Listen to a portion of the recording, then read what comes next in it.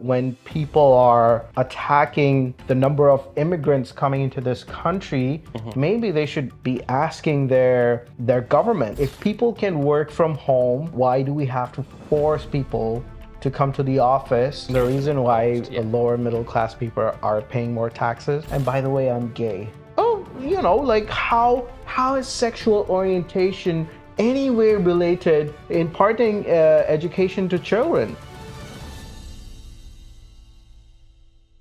So the question I sent you, you had some time to ponder on it, or you just freestyle. I thought about it for 5 minutes. Okay.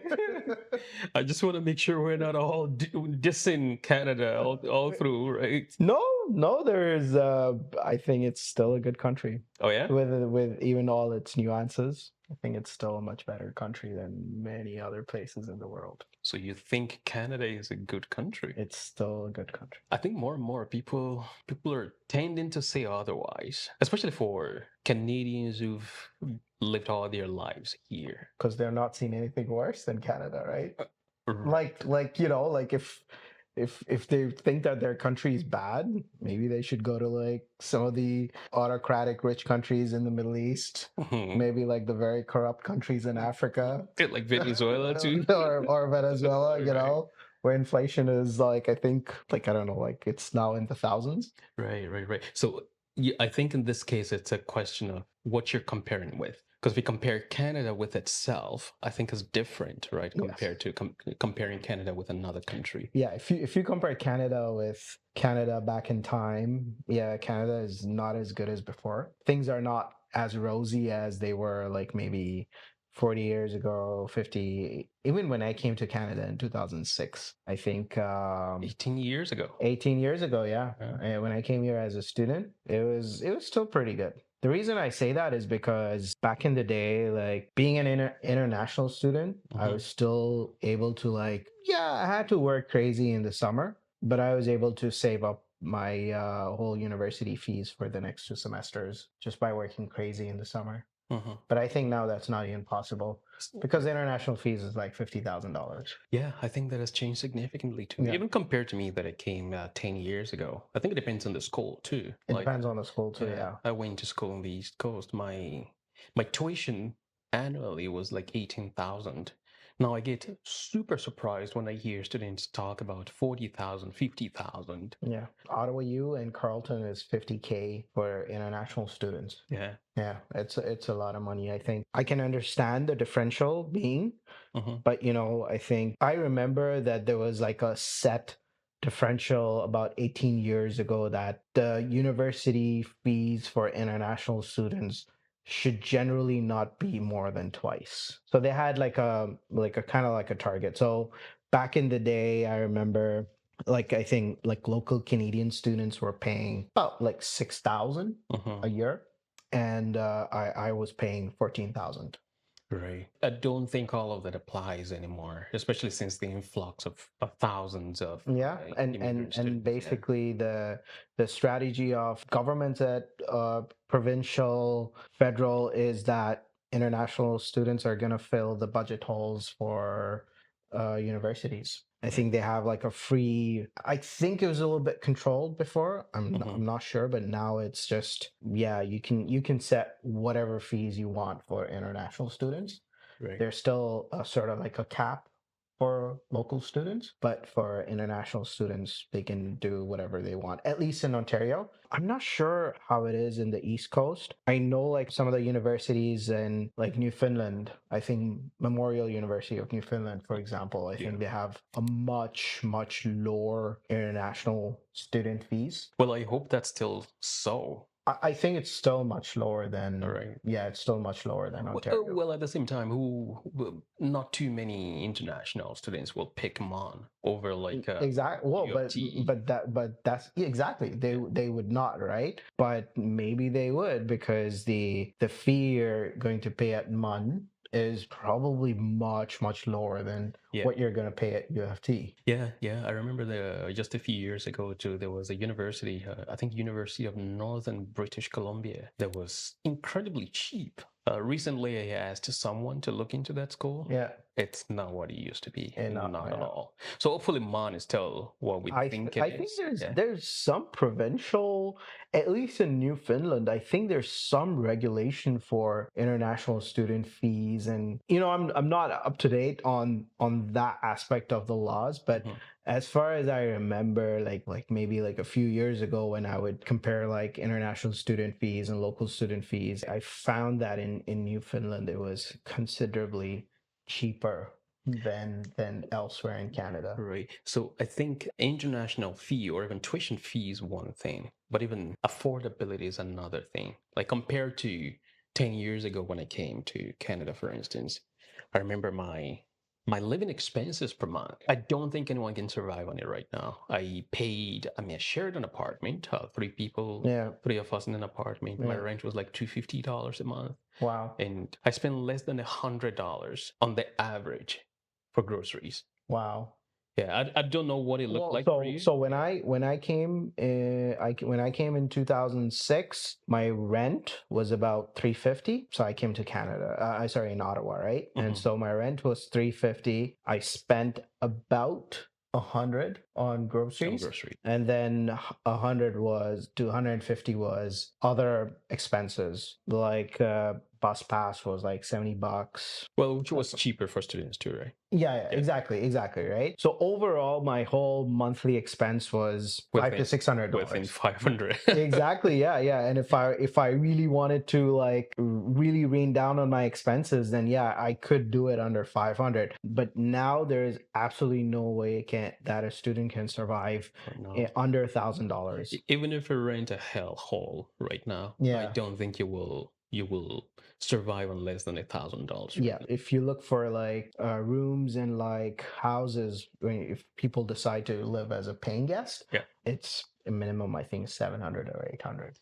It's crazy to think about. So on one hand, it's affordability and tuition that we've talked about, but you've also seen the way immigration has changed, because I think this topic ties really well into the subject of immigration. Immigration has changed a lot, even compared to 18 years ago, even for me, 10 years ago, right? Yeah. On one hand, people say, people like you and I, we should not criticize the current immigration system because we're immigrants. Yeah, I think that's a kind of a generalized assumption, in my opinion. But what's your opinion about immigration generally since you moved to Canada?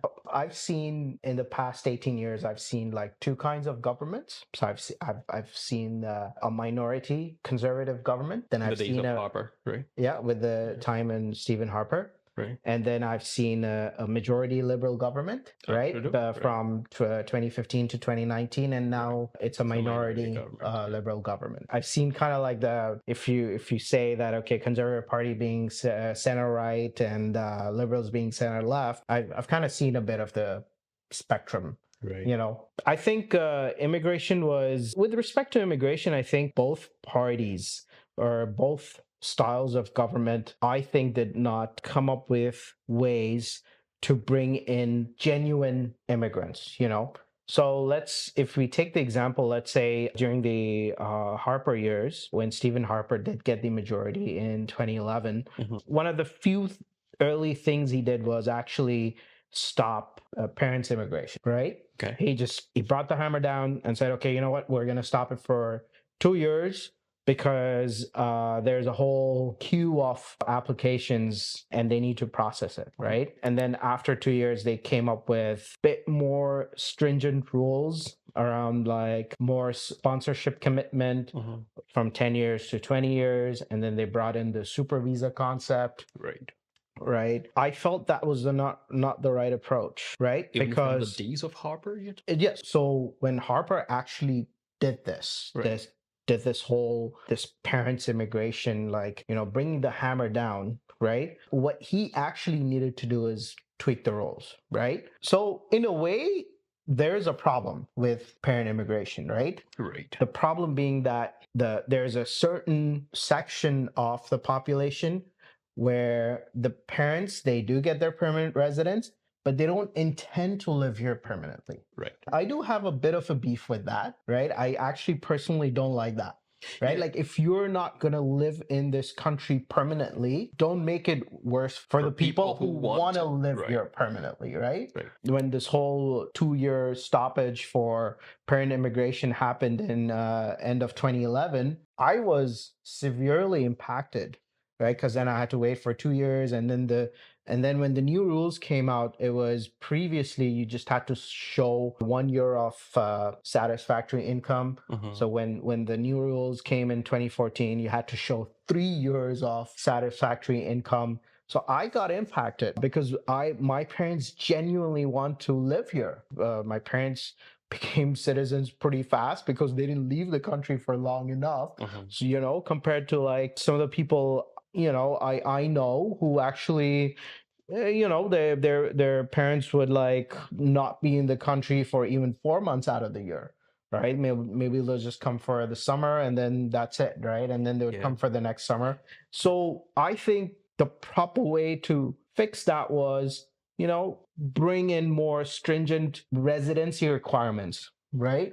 If you're going to come as a parent in this country, then you got to stay here for at least 4 out of 5 years. So right now, I think it's in order to renew your permanent residency, you need to be in the country for 2 out of 5 years. Yeah, I think that doesn't show a commitment to anyone who's only going to live here for 2 out of 5 years. That's 40%, right? So if at least have to be in a place for 50% of the time, to kind of be like, yeah, okay, I want to live here, right? So if I think he had changed that requirement that, okay, if you're going to come on this PR grandparent visa, you have to be in the country for at least 4 out of 5 years, right? So the people who actually, whatever reason, I'm the people who come here and they don't like it, and okay, fine, they get their PR, they live here, they don't like it, and they can't live here for 4 years, they go back, and that's it, they lose their PR, right? And people who actually want to live here, it gives them a stronger validation that, they're definitely and it makes it easier for them to get the document to prove. Exactly. So I think on one hand, there's the parental route that you're talking about. Yeah. But now if we fast forward to now, in Trudeau's administration over the last 9 years, there's been a lot of criticisms about the level of immigration, right? And just to give you the numbers on top of my head, I think overall in 2023, right, we got 1.2 million immigrants that came into Canada, including a PR and temporary residents in Canada. And that didn't go really well for the country, landed the country in a very terrible economic situation and a hellhole of a population trap. But what do you think about that? You've been an immigrant since. My view is that Canada is a huge country. So huge in the sense is huge land mass. Okay, right? Not population. Yeah, no, of course, population, right? From a land geographic perspective, assuming that let's assume that we're only going to live like 100 miles away from the US border, right? And if you just consider that whole strip going east to west, I still think there's a huge amount of land. So the land is there. The population needs to go up, right? Because we need to bring in more economies of scale, right? So that with more economies, when more people come in, the economies of scale will improve, and Canada would generally benefit out of that a lot, right? There's right now, if you look at the tax regime of Canada, it is a little bit higher than the amount of services they provide. So you could compare that with some of the European countries, and they offer similar level of living standard and government services and benefits for a lesser tax rate. So the population needs to grow. I think at what rate? At what rate? So my view is that I think a 1% growth is decent. Right, but it is. We might even find it hard to put a number to it on top of my head. Now, I don't remember what it is. I think it's actually, right now it's 500,000 per year. Yeah, but I don't know what the percentage is. But I think it's over what has been the standard, especially since the 50s. I think there was a period, right? It's 1%. So every year.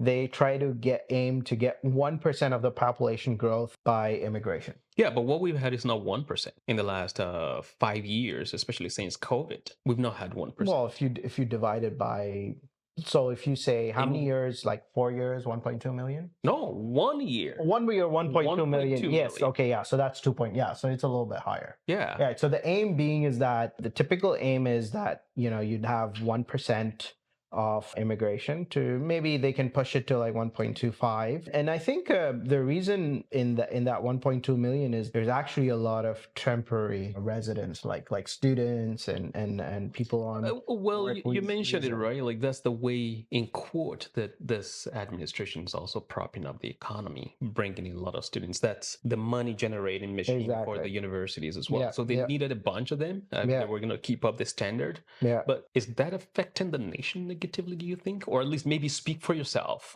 How do you feel the impact of that level of immigration in Canada over the last few years? From my experience, I think when I used to live in the UAE before coming to Canada, the UAE also went through that growth spurt back in the early 2000s. We saw what Canada is facing right now. We kind of saw that in the early 2000s, right? Because there was not enough supply of rental properties, so the rents went up, and then, everything went up after that, right? I think having more people, or let's say even if it's like from 1% to 2%, right? But if the government is upping that, they need to provide the supply to be able to absorb all those new people coming in, right? So I think that when people are attacking the number of immigrants coming into this country, maybe they should be asking their governments, right? Like, okay, fine, if you're bringing in 2% of the population every year into this country, or 3%, I know it sounds a lot, and it is. It is. But where are the houses? The resources, where are the resources, right? Right? Right. That will support that exactly. without straining the system. Exactly, right? So the people should be asking the government of providing that ample supply of resources, rather than people coming in and being like, oh, we need to reduce immigration. This is like a failure of course, if the government's issuing visas, if the government is issuing PR, then the intent is there to have like 1 or 2% of the population come in every year. But they're not doing a great job, and people should be asking like, hey, where are the houses? Where are the, I'm actually a bit slightly upset with the current rhetoric around like, oh, well, we need to reduce immigration. I say, no, keep it the same. You should go tell your MP, hey, you know what? Build more houses, develop more land, rather than trying to constrain your supply here, and then your demand's going up, and then, everything goes up. That's my view of things. Right. I think. But even if you want to increase the population, like you say, which I think there is a case to make for that, I think, like you said, you need to make sure the infrastructure can support it. Yeah. And you need to do it at the pace to which extent the current infrastructure can self-generate resources to sustain that growth. I mean, if you're going to build more homes, right, you need workers who are going to do that. You need people who are going to work at restaurants to support that. You need different services, even in government, people who will sustain the influx of people coming. So you can't just bump up the percentage without putting into consideration what can the system, even at a very, very low level. I know there are many factors that contribute to this. For instance, even going back to the office for workers now, I mean, that's full. I think they're going back 3 days now, or 3 days. Yeah.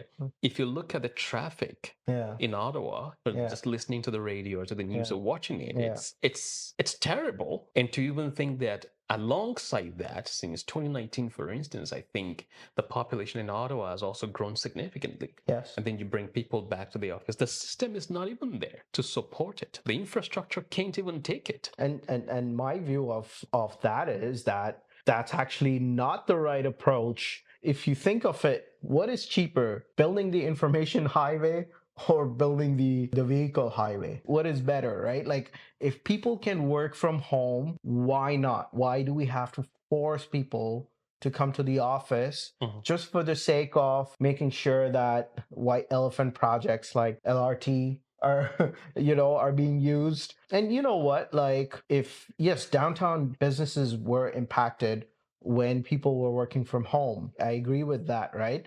But on the contrary, businesses in the suburbs were booming, I think, in my view, because people were living there. They were not forced to go to downtown all the time, so they were supporting their businesses in their neighborhood. Yeah. Right, if you really think of it from that perspective, like, I think, like, if you look at many of the suburbs we have in Ottawa, I think the commercialization has grown much more. Like, we have more malls, we have more stores, we have more of that in the suburbs, right? And we have more businesses in the suburbs because people are just choosing to spend their money elsewhere. It's not that when people are working from home that they're not spending their money, right? Yeah, maybe they're spending a little bit less, maybe, right? And I think there's even a case for people to spend less money when they work from home, especially when affordability is no longer what it used to be, right? Exactly. Yeah. Exactly. Yeah. But even if like, people would still want to have a meal from a restaurant, right? Well, you know what? They're not going to buy a sandwich from a downtown restaurant. They're going to buy like from a restaurant in their neighborhood. Yeah. So it's more of it's a transfer of the way how business happens now, right? So by being under pressure from downtown businesses, so this is where I don't like the politics, right? Because there are many of these downtown businesses who are, really pressuring the government, because these are high value properties, right? And now they're going down in value, so they're definitely exercising their money, and trying to, like, put the pressure on the government to force people to come to the office. But I actually don't think that's the right approach, because we do have the tools. If people are concerned about the productivity of employees, you make it. I think that's a good case if you're concerned about productivity. Yeah. But if otherwise, if it's just because of the bureaucracy of the businesses downtown, I think that's a different ball game. That's a different ball game. Yeah. And think of, there's government savings for, people are not gonna if people are not commuting, the pressure's not gonna be on the infrastructure. This buys a little bit more time for the government to pace out their highway building plans. It puts less pressure on the government. Yeah, I personally think that this whole back to the office is actually not the right approach, I think. So UK is going to bring legislation, and I think even the Netherlands has it, where working remotely should be the first option. Companies do have to provide teleworking option to their employees unless those employees cannot work remotely, right? Of course, like people who work in stores and, where they have to be there physically, then they don't have to. Basically, the option always has to be on the table. I haven't actually looked into that. Yeah, it's actually a pretty good piece of legislation. I didn't look at it in detail. I just looked at it from a news perspective, right? And that's the employer has to provide remote working as the first option, right? Unless they can go and prove that, okay, I cannot hire this person remotely. Yeah, I think that would actually be a good idea. I think in my mind, the exception to work from home, like you mentioned, will be in like first responder cases or like even grocery store, essential services. Exactly. You need people to be on ground. I'm certain you're enjoying this conversation right now and you can't wait to get back into it. But permit me to hold you for a second here. More than 95% of the viewers on the channel haven't subscribed yet. And it goes a long way in helping the channel. But if you can click on the subscribe button right now, it will go a long way in helping to improve the quality of the work on the channel and the quality of guests that you see on this channel every time. Please do me that favor, click on the subscribe button. I want to achieve 20% subscriber to viewer count this time. I think the other exception that I have is in very high performing environment.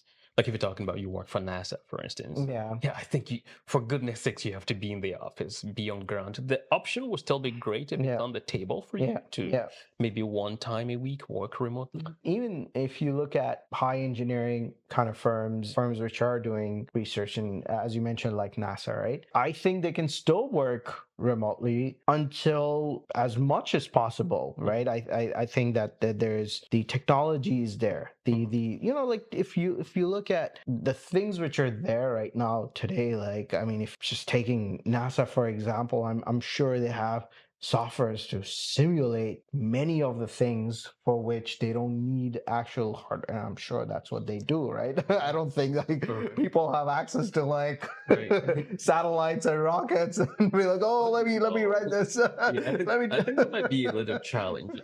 But let's transition to another important thought that's coming to my mind. Now, since you've been in Canada for almost 2 decades, so there was this news recently, actually following the provincial elections in British Columbia. Okay. I don't know if you've been following. I'm following a little bit of it. We'll try not to get into the fine details of the results because I don't even think the results are really out yet. But following the elections out there, more than voting Liberal. And I think the first time that they noted this must have been 2008, actually, that a bunch of immigrants are voting Conservative more than voting Liberal. I think the Liberal government is shocked because, one, they are praised as, the friend of immigrants. They support immigrants, and most time the rhetoric about Conservatives is that they are anti-immigrant. But I think it's shocking that, okay, we brought you all in, and then you're voting Conservative. What are your thoughts about it? Okay. I don't know if you're even familiar about I am familiar with this. This has been an ongoing kind of data slash for quite some time. It's not a new thing. So, well, I think that maybe the newer part of it is even the young immigrant, because I think before the older generation immigrant, they're generally known to vote Conservative, and even rural towns in Canada were known to vote Conservative. But that is changing. That even in cities now they're seeing the trend that immigrants are voting Conservative. That's the difference. So as we all know, like immigrants who came here a long time ago, now they vote Conservative. And the reason is because immigration was not all that easy before, not in terms of rules, but because of many other aspects going on at that time of the world. If you consider like the Cold War times and, for example, I remember reading that it was actually quite difficult to leave your own country and immigrate to Canada. So Canada's immigration was not very stringent, but it was just very difficult to leave your own country. There was foreign exchange controls. I mean, now with the internet, people can find everything, but the information, I'm sure, like when I speak to my dad, I often tell my dad, like, why'd you choose Dubai? Like maybe if you'd moved here, you'd had a better life, right? And he would always tell me, like back in the day, we just didn't know what Canada would be. Like from a cultural perspective, Dubai seemed like closer, right? So that's why he settled in Dubai. Yeah, there was a lot of unknowns, right? So those people who came early, they vote typically Conservative. Now, yes, the surprising thing being that younger, new immigrants are voting Conservative. I think the main reason is because they feel that whatever they earn, it's either going in taxes or higher prices or et cetera, right? So a lot of the young people are just looking if the government can reduce their taxes, and that's why they kind of vote Conservative, because that's what the Conservatives, most of the time, they'll go ahead and reduce taxes, right? If we look at the history of taxation in Canada, the share of taxes has dropped in Canada. What do you mean? So before, I think taxes were much higher in Canada. So I'll give you an easy example. So when I came to Canada, HST was 15%. Now it's 13%. Well, that's one. What about income tax? So income taxes have also dropped. If we go back into the CRA website, I think if we look at the taxation for the first bracket, I think it was 18% 30 years ago. Yeah, so now the first bracket is 15%. So this is federal income tax. And then before, like way before, like probably 30, 40 years ago, the way how they did taxation was provincial governments couldn't set like taxes for each bracket. What they did was they would just set a percentage, like, okay, whatever you pay as federal tax, you got to pay 30% of that federal tax for provincial tax. I think that's how they did taxation before. I'm not familiar with the historical level of taxation, but I know right now, I was actually reading this from Fraser Institute, one of their reports recently showing that more and more people overall are paying a lot in taxes. There's the sales taxes that you mentioned, which is the provincial one, and then we're talking about income taxes, and of course there's also carbon taxes, and your property taxes also are going up way more than before. So it looks like maybe you're looking at one metric, because I was shocked that it says especially the middle class, the lower middle class is actually paying a lot more taxes than before. And they show the data. I would actually pull that data up and put it in this conversation. The reason why the lower middle class people are paying more taxes because their income is not going up. So let's say every year when I file my taxes, every year I am paying less income tax, right? For the various reasons of, well, you know, like the bracket is going up, right? Every year it goes up by inflation, right? So all the income brackets which we have, it's going up as well, right? So before, your first bracket would have been at like 46,000. I think now it's like at 50,000. That is going up, right? So essentially you're paying lesser tax, right? The main issue is that the incomes have not gone up. The incomes are still very stagnant, right? Yep. So I'm not even talking like, so I'm just talking income. And if you then consider real income is dropping in Canada. It is not going up. And I think that is the main issue right now. So it's less the affordability crisis is there in Canada for the sole reason of incomes not going up in this country. Like if we could probably look at some of the historical data and you'd see, like, for example, like our industry, our software industry, right?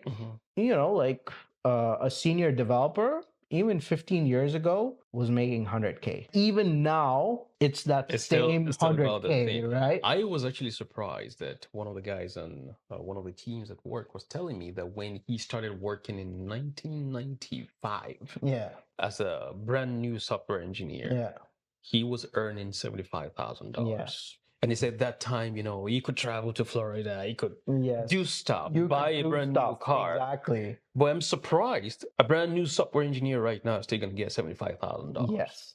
So that's the issue, right? Like taxes are, even on a dollar terms, are probably the same. Like if we just take the dollar numbers, I think it's same, maybe a little bit higher, right? But incomes have been stagnant in Canada for we don't know when. So then it's almost like you're deceiving a person by saying we're lowering your taxes, whereas the income is not going up and affordability is going way lower than before. So it's deceptive if you think about it. It is actually deceptive, right? Because and I think that's why people are also disgruntled with the Liberal government, because that's their tactic. Maybe they've mastered the art of deception in that case, with respect to taxes. The problems which are there in Canada right now, these are problems where you need a leader which is not thinking left or right. There has to be a leader who's going to do the things for this country which are right. Some of the policies could seem more rightish. Some of the policies may have to be leftish. But he would be the person to make those decisions for the good of the country, right? So we can't have a person who thinks ideologically. The problem right now with the Liberal government, with this current leader, is that we have someone who is thinking ideologically. So he is thinking, well, you know what? I have a socialist mindset, so I'm just going to do what socialists do. And on the other hand, we have Pierre Poilievre, who I think has this rightish mindset of, well, you know what? I understand. I like right-wing economics, so I'm just going to follow that path. Or say conservative economics. Conservative economics. So I'm just going to do those things. And that's the problem. We have ideological people running the show rather than someone coming in and actually being like, you know what?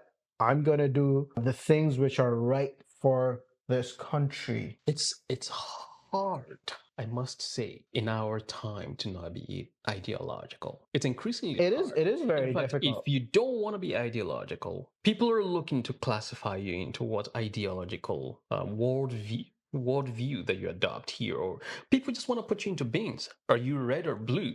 Yeah. You know, Yeah. that's what people are looking into. Like, even when I look sometime into comment online, say when I do monologues, sometimes I wonder if people are trying to see, is he conservative right wing or liberal left wing here? What is he?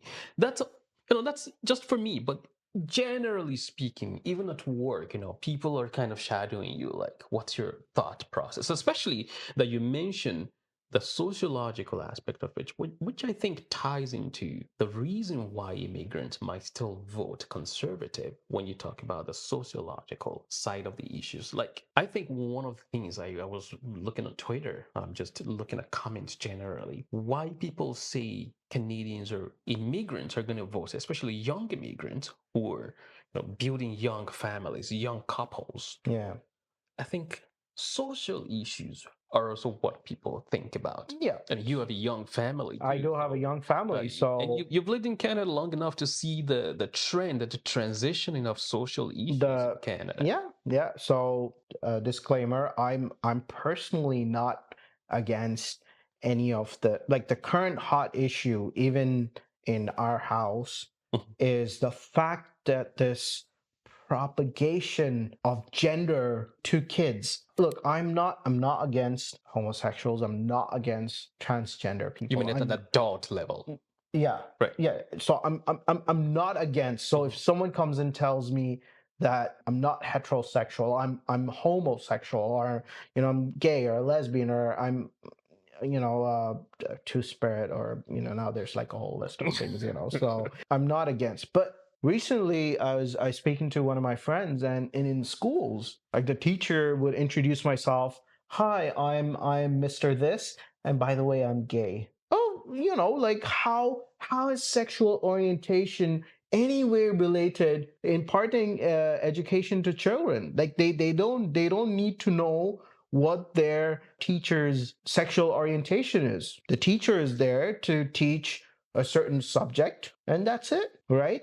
And if you're telling kids that, oh well, I think you feel like a she, I don't think you're a he, or vice versa, right? I think that's not the right approach, right? These are young kids. These are kids who are, their minds are not developed yet. They cannot make sound decisions, and then you kind of impart this ideology, and that is what I think a lot of immigrants are against, right? So Most of the immigrants who are coming to Canada are not homophobic, are not like, they don't have a phobia against any of the various genders which exist. It's just that they don't like the fact that people are overtly advertising this to young kids, and kind of telling them, rather than kids making that decision when they grow up, they're telling them at like 6 years old, well, you should make that decision now. So do you think that decision should be left for parent, not to the school education system? Because I think the argument in this case is that, from the other side of your worldview now, is that the reason they do that is because people who've identified as non-heterosexual, they've been marginalized in the past. And it's an attempt now to not have them marginalized, that they try their best to push that ideology, especially catch them young when their minds are still fresh, so that they don't learn bigotry in their own perception. What do you think about that? I'm not against the fact that kids should know that there are different kinds of people, and children should know that there's a whole diversity on gender. I'm not. Would you want your girl to be taught that, though? Yes, but I don't want my child to be told what she should be. So right now, the thing is that in schools, based on what I hear, because my daughter is not in school yet, but based on what I hear, is that, just the fact, like, the teacher coming in and saying, hey, my name is this, and by the way, I'm gay. Well, No, you don't. You don't need to tell the kid your sexual orientation, or you don't need to have the kid have a conversation with their teacher about what that person thinks about his sexual orientation. That should be left to the discussion with their parents, in my view. That what the how the kid is thinking. Like, okay, if the kid is genuinely is homosexual, and okay, then fine, then that's how that person will live. But don't try to force. This is like kind of, it's very similar to force feeding. That's the current climate right now, that we're force feeding kids. We're telling young kids as young as 6, pick, okay, what's your pronoun? Are you going to call yourself he or she? Are you going to call them or them or they? Or why are we telling them now? That's the part I'm against. So I think this is, on the other hand, several immigrants like yourself, like me, who come from very conservative and religiously inclined cultures from their home country, and coming into this, I think they just tell the system like enough. Yeah. And that's where I think they're making the choices to rather go conservative, where they think their rights or the autonomy of their choices within their nuclear family can be maintained. But I don't think the liberal government has ensured that. No. I think one of the things the liberal government is doing, even though education is a kind of provincial responsibility, but I think there might be a hand in the federal government as well.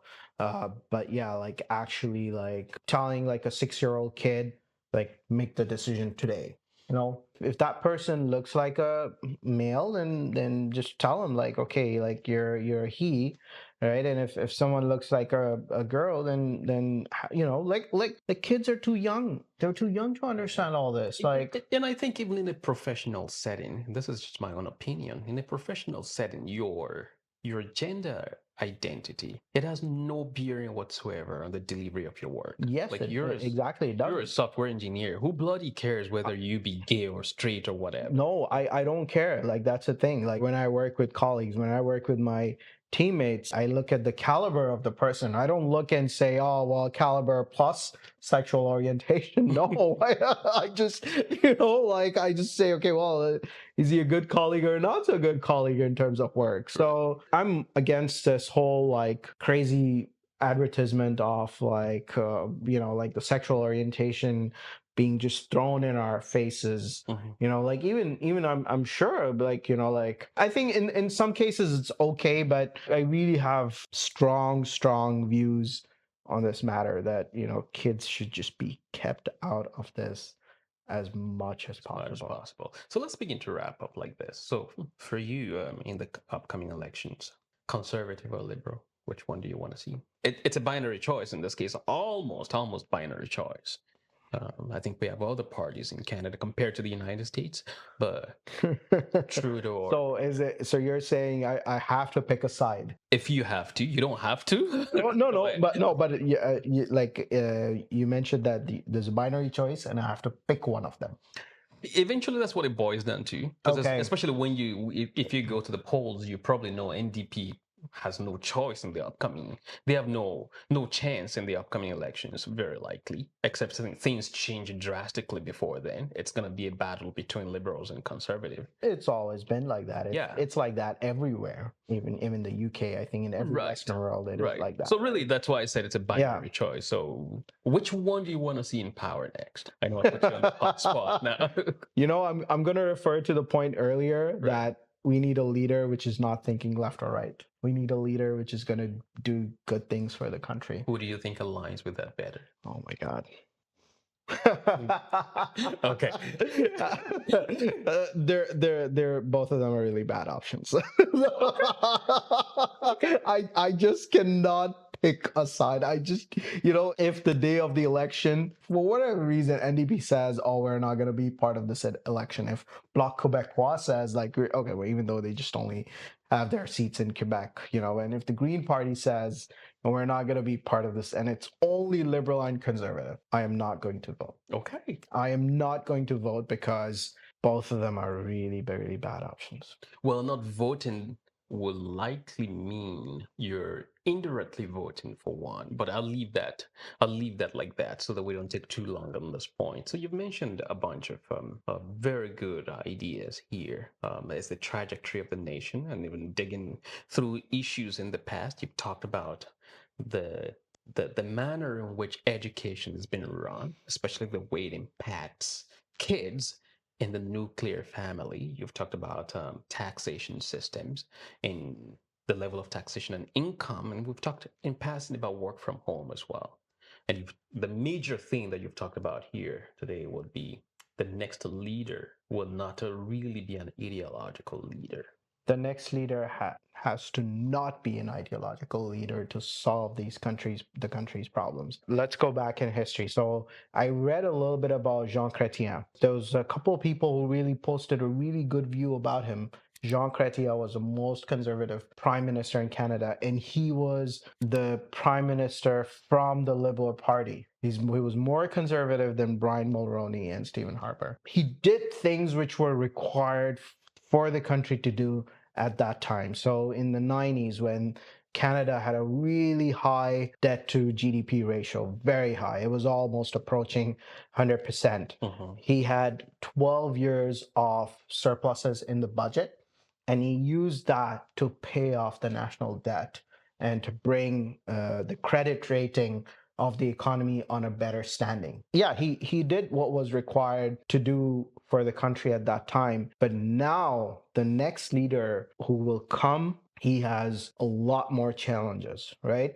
The reason why Jean Chrétien's job was slightly easier is because the Cold War was over. And it had come, everyone in the world said, you know what, it's only the US, right? Like USSR doesn't exist. Russia will never be, at that time, that's what people thought at that time, that Russia will not be prominent anymore because it's in a really bad shape. And so the challenges were much easier for Canada, right, in the 90s. And then, of course, after September 11th, things again started changing, right? Like now we had rise of Islamism coming in, and then now that's gone away. And now we have two huge adversaries, one being China and the other being Russia, right? Personally, my view is, for those two countries, let's assume that I don't know anything about China and Russia, right? And if I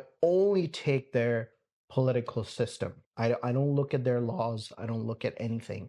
I take their political system and I take the Western modern model of political system. You can see that there's no way China outshines the Western political system. They have a single party rule, and all it takes is one crazy person to become the leader of the country and then basically be there for 40 years. Well, I think we get your points, but I think we should wrap up here because we're really out of time. You mentioned a bunch of things and what you want to see in the next elections. We'll wrap it up here. I think we'll continue behind the scenes. Yeah. But it's been a very good conversation with you this time around. Hopefully we get back another time. There were other things I wanted to ask you. For instance, we talked in passing one of the times about systemic racism. I would have loved to get into it, but I think that will leave us another hour of conversation. No. So we'll get back. Definitely. So it's good having you, man. Yeah. No worries. Would love to be here again. Yeah. Revaluate is a project I embarked upon to spark meaningful conversations that can inspire critical thinking as we navigate the adventures of life. The analytics on this channel show about 95% of the viewers on the channel haven't subscribed yet. So you do me a favor by clicking the subscribe button right now. Then I'll keep my promise to continually improve on the quality of the conversations that are produced on this channel every time.